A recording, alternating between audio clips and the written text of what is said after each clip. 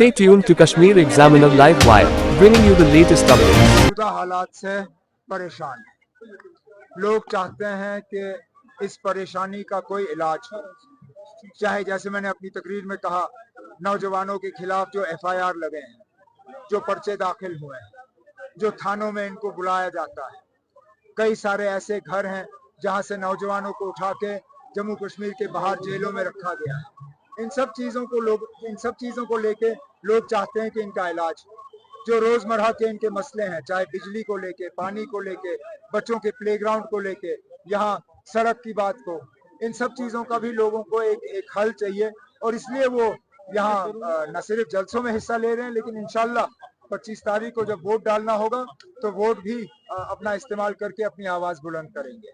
उमर साहब आपने अभी मोहिउद्दीन मुंतजिर की बात की है कि वो घर घर जाके हमें वोट मांगते हैं, लेकिन वो अपनी पार्टी से ताल्लुक रखते हैं कि अपोजिशन जो है वो बड़े इसमें मजे ले रहे हैं कि उमर अब्दुल्ला ये कह रहे हैं तब से कि ये बी टीम है बीजेपी का। तो लेकिन आप मोहिउद्दीन मुंतजिर साहब को उनकी अपनी पार्टी की तरफ से वो शोकॉज नोटिस निकला हुआ ना, मोहिउद्दीन मुंतजिर साहब को उनकी पार्टी सजा देना चाहती है क्योंकि उन्होंने मेरे हक में विड्रॉ किया है।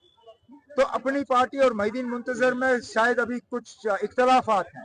मैं मोहिउद्दीन मुंतजिर साहब का शुक्रगुजार हूँ कि उन्होंने जो है अपनी पार्टी के मतलब बातों पे नहीं, लेकिन खुद बड़गाम की लोगों की जज्बातों को जो है समझते हुए वो मैदान से बाहर रहे। न सिर्फ बाहर रहे, लेकिन आज मेरे इलेक्शन की कामयाबी में मेरा हाथ बटा रहे हैं। Amit Shah said that 40,000 people died during NC and Congress rule, also terrorism increased during their rule. How do you see that? Amit Shah Sahab needs to come clean. Who is responsible for terrorism in Jammu and Kashmir? Because in the rest of the country, when the BJP talks, they blame Pakistan. But in Jammu and Kashmir, they blame National Conference and Congress. Out of the 40,000 that Amit Shah Sahab counted as militancy victims, one of those victims is standing with me. Aga Ruhullah Sahab's father was lost to militancy.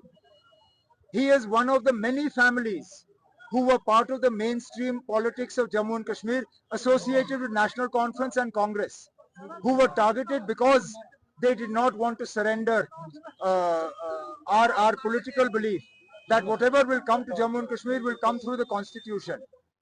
As far as this allegation is concerned, if they truly believe that National Conference and Congress are responsible for terror in Jammu and Kashmir, why are they not talking to Pakistan?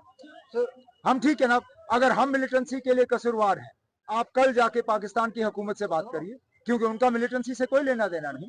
आप कल हमारे जो रास्ते आपने बंद किए हैं, श्रीनगर से मुजफ्फराबाद, पुंछ रावलाकोट, वो दूसरा जो हमारे रास्ते हैं, उनको खोल दीजिए, क्योंकि पाकिस्तान का इसमें कोई कसूर नहीं है।